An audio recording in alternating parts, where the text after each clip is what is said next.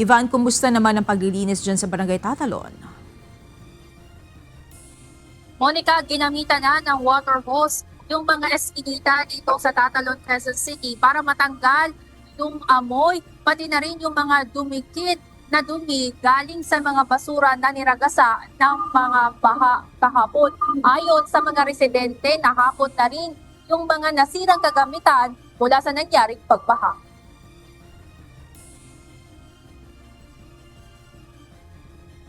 Buong araw nang naglilinis si Tatay Elias, residente ng Barangay Tatalon, Quezon City, matapos malubog ang unang palapag ng kanilang bahay sa baha kahapon. Kwento niya, lagpas tao ang itinaas ng tubig at ilang oras lamang ang itinagal bago humupa. Ngunit ang paglilinis para sa mga iniwang dumi sa kanilang bahay, kumakain ng maraming oras bago tuluyang matanggal. Kasi ang langis, madulas, madumi, sobrang dumi. Galing ng Banawi, yung mga pinag-change oil ng mga sasakyan, mga accessories ng mga puro mga langis, lumalabas diyan sa mga drainage. Kaya kumakapit sa mga dingding ng bahay. O sa mga drainage na yan galing ng Banawi. Napakahirap, kagabi pa kami nag-umpisa ng madaling araw, hanggang ngayon di pa tapos.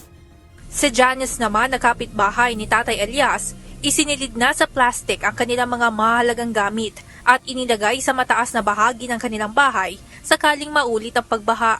Ayon sa kanya, nahakot na ang mga basura mula sa kanilang bahay, kasama na ang mga gamit na hindi na mapapakinabangan at kinailangan ng itapon. Sobrang talagang nakakapit sa loob ng bahay sa mga dingding yung mga langis. Kahit sa paa mo nga, maiiwan eh. Okay naman na kaya lang ang dami talagang nasirang gamit. Ang dami, mga nabasang damit. Kasi ang bilis ng pagbaha kahapon eh. Biglaan eh.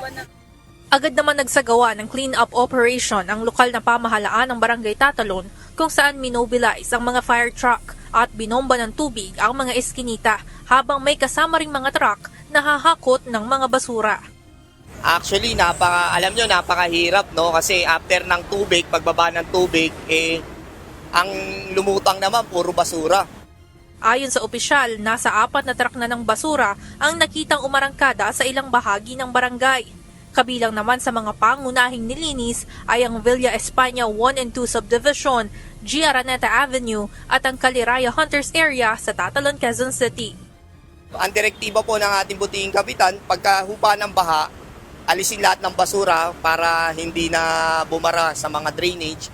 Then after nun, yung putik naman ang aming kailangan linisin. Monica, nagpaalala naman ang mga kawani ng disaster team sa mga residente nila dito sa Tatalon, Quezon City na maging masinop sa pagtatapon ng kanilang mga basura habang yung kanila namang team ay patuloy sa pagsasagawa ng mga cleanup operations hanggang sa bumalik sa dati ang kalagayan ng mga eskinita dito sa kanilang barangay. Yan mo ng update mula dito sa Quezon City. Balik sa inyo dyan, Monica. Maraming salamat, Ivan Alvarez.